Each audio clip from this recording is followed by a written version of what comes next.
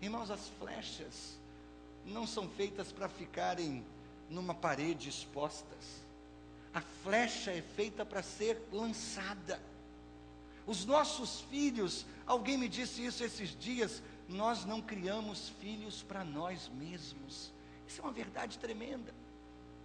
Um dia eles vão voar, e nós precisamos estar certos de que nós preparamos o voo dos nossos filhos. Agora, irmãos, eu estava sábado da semana passada brincando de arco e flecha com o Paulo César, e eu percebi, irmãos, que eu precisava dos meus óculos. Como eu sou míope, o alvo que ficava a 10, 15 metros de distância, se eu não usasse os óculos, eu não conseguia fazer uma mira precisa. A visão, para que você atinja o alvo, é extremamente importante. Como isso se aplica à criação dos nossos filhos? Irmãos, nós precisamos ter uma visão correta dos propósitos e dos planos de Deus.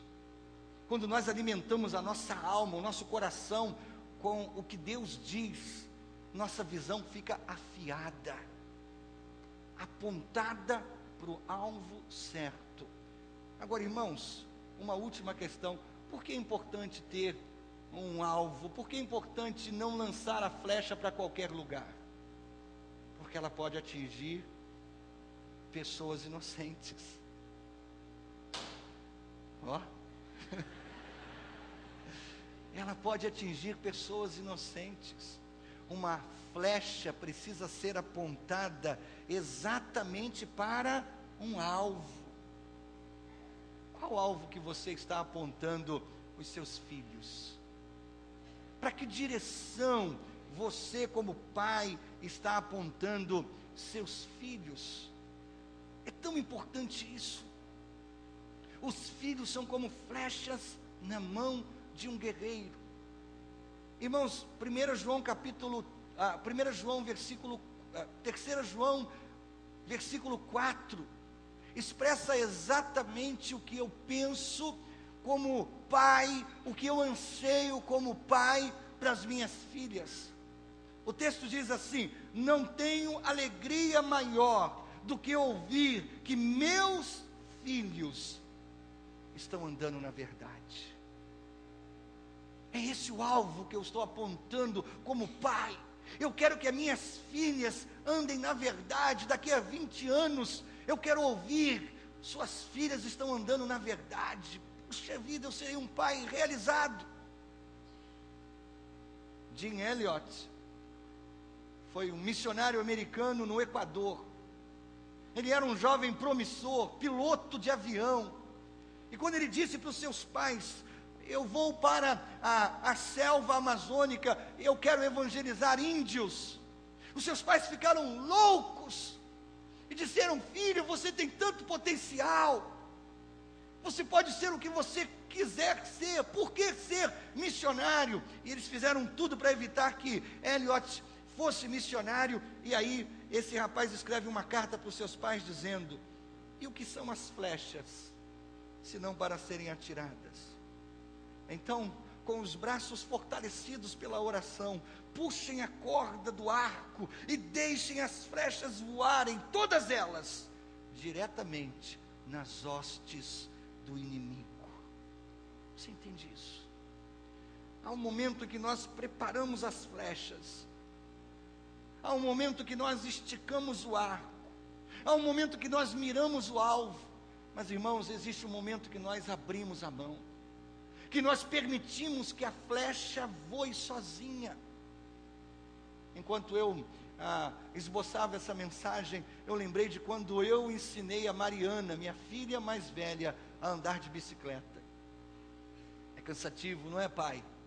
A gente segura no selim por trás e a gente vai correndo e o filho vai se equilibrando e a gente dá voltas correndo atrás da bicicleta, solta, segura, mas aí tem um momento que você precisa soltar.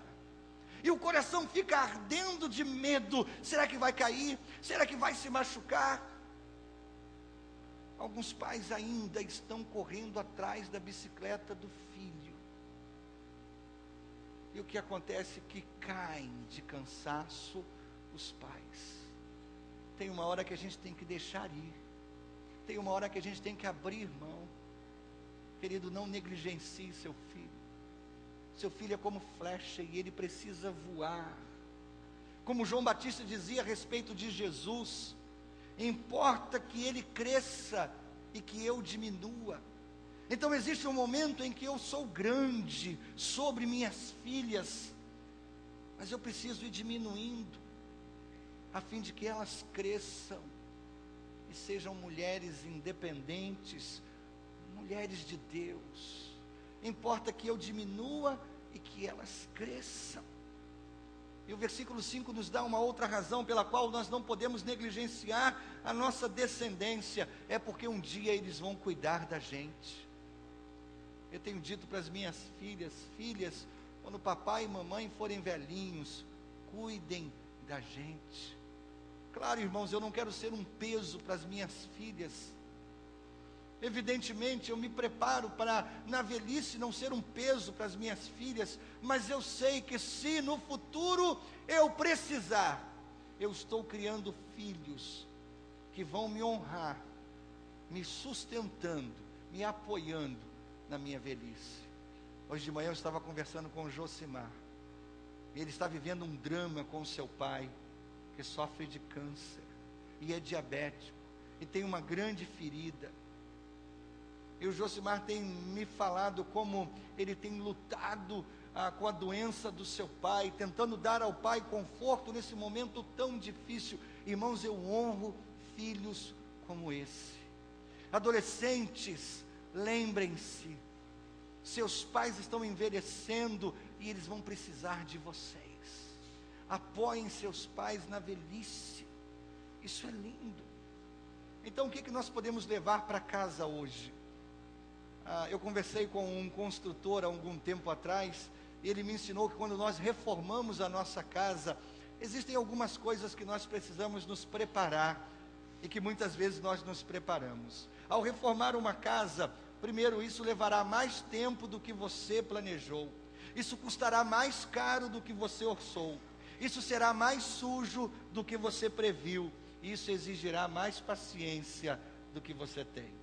Há umas 2 semanas atrás nós fizemos uma reforma na nossa casa, e eu experimentei esses 4 princípios. Foi mais tempo do que eu planejei, mais caro do que eu orcei, mais sujo do que eu suportava, e precisei de mais paciência para ouvir a Valéria o dia todo, e essa obra que não acaba. Mas o que você vai levar para casa hoje? Primeiro, quanto você está comprometido em construir a sua família do jeito de Deus? Porque, irmãos, esse é o ponto de partida. Se você não estiver disposto a dar a Deus o lugar dele na sua casa, nada vai funcionar. Quanto você está disposto a se comprometer com Deus para que ele edifique a sua casa? Segundo, confesse a Deus os momentos que você tentou lidar com seus problemas sozinhos. Peça ajuda a outras pessoas. Se o Senhor não edificar a casa. Terceiro, se você precisa melhorar no seu casamento, homem, minha sugestão, procure o pastor Marcílio.